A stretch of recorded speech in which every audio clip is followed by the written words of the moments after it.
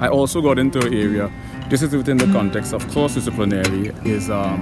psychophysics, the relationship between physical stimulation and mental phenomena.